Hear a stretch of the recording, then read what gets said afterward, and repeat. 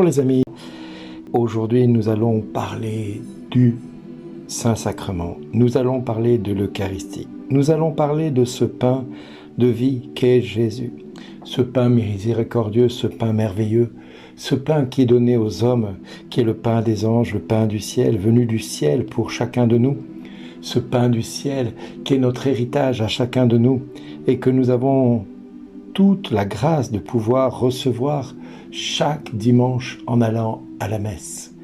Alors je dis la grâce pour ceux qui peuvent le recevoir, parce que nous ne pouvons pas oublier ceci, que le pain et le vin qui sont déposés sur l'autel pendant la messe deviennent le corps et le sang de Jésus-Christ.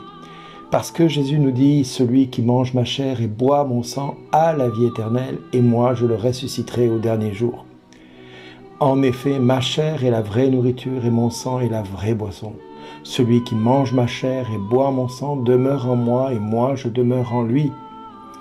Voilà ce qui peut faire taire beaucoup d'a priori sur l'Eucharistie. Parce que nous entendons toutes sortes de choses. Nous allons prendre un petit morceau d'hostie, nous allons prendre un petit morceau de pain et nous estimons que cela suffit amplement de penser que c'est cela, la confession des croyants. Eh bien non, ce n'est pas simplement un morceau d'hostie ni un morceau de pain, c'est la chair et le sang du Christ que nous recevons chaque dimanche à l'Eucharistie. Et aujourd'hui, c'est l'occasion pour célébrer ce pain venu du ciel, ce pain que le peuple d'Israël a eu la grâce, juste après son départ de l'Égypte, de recevoir sous une forme un peu particulière qui était la manne dans le désert, cette manne qui était inconnue de tous les pères de l'époque et qui a permis à Israël de traverser le désert, de ne pas mourir de faim. Et Dieu a pourvu à l'eau qui jaillissait du rocher, parce que Jésus est aussi le rocher sur lequel nous devons bâtir notre espérance et notre foi.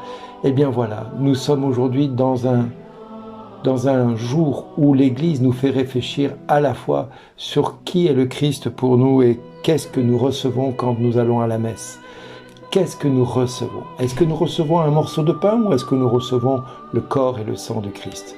Est-ce que nous faisons mémoire, une commémoration de la Sainte Seine chaque dimanche, comme le font nos chers amis pasteurs et issus de la Réforme, qui ne voient en l'Eucharistie que nous célébrons qu'un simulacre de quelque chose?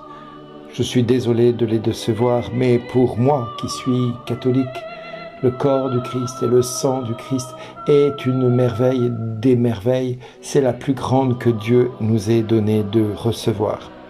Pour preuve, je suis quelqu'un qui ne supporte pas l'alcool, qui ne boit pas un gramme d'alcool. Tous ceux qui me connaissent vous le diront, je ne bois jamais d'alcool.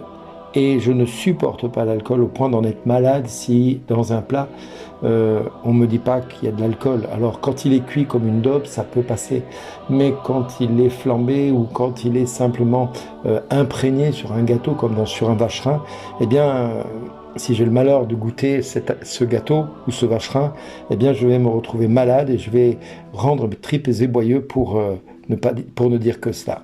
Pourtant, chaque fois que j'ai eu l'occasion d'aller à la messe, il se produit un miracle qui dépasse l'entendement. Un ami prêtre, pensant que c'était psychosomatique et psychologique de ma part, a voulu m'aider un jour et alors que je suis arrivé en retard à la messe, celui-ci m'a dit « Bernard, je t'ai laissé la communion sur les 2 espèces à l'autel. » Et moi, de mon côté, je me suis allé prier, j'ai reçu le corps du Christ et puis au moment de communier au sang du Christ, impossible de boire le sang du Christ qui était dans le calice. J'ai recraché à 2 reprises le sang du Christ et j'ai essayé une 3e fois et la 3e fois c'était pareil. Je n'ai pas pu boire le sang du Christ. Alors je suis allé penaud avec mon calice dans les mains voir mon ami prêtre Paul et puis je lui ai dit « Paul, je suis désolé, mais voilà, le sang du Christ ne passe pas, j'arrive pas à le boire. » Et là, ni une ni deux, lui tombe sur la chaise qui est derrière lui, s'assoit sur la chaise, il dit « Alors ça, c'est incroyable, ça c'est vraiment... » J'ai dit « Qu'est-ce qui se passe ?» Et il se tourne et il ouvre la porte du placard qui était derrière lui et il sort un calice. Il me dit là, dans ce calice, il y a le sang du Christ que j'ai consacré tout à l'heure à la messe. Ce que tu as dans les mains, c'est du vin non consacré. Alors voilà, un témoignage que je vis régulièrement, que mon épouse a pu constater à maintes reprises, que de communier au corps et au sang du Christ, eh bien, chaque fois, il se produit ce miracle. J'ai été à Lourdes, j'ai pu communier à la basilique souterraine avec Philippe Madre qui était là.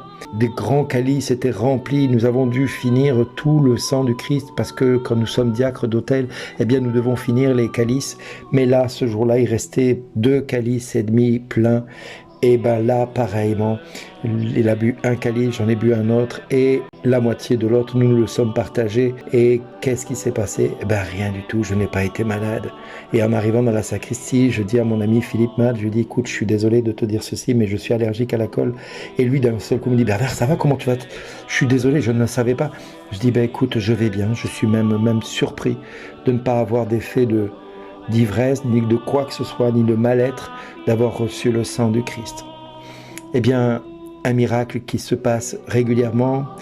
Mes enfants m'ont dit à maintes reprises quand je communiais au sang du Christ que j'avais une haleine d'alcool juste après avoir communié au sang du Christ, alors que pour moi c'est un liquide banal qui ne ressemble pas à de l'alcool, qui ne ressemble pas du tout à ce que je pourrais boire à d'autres occasions.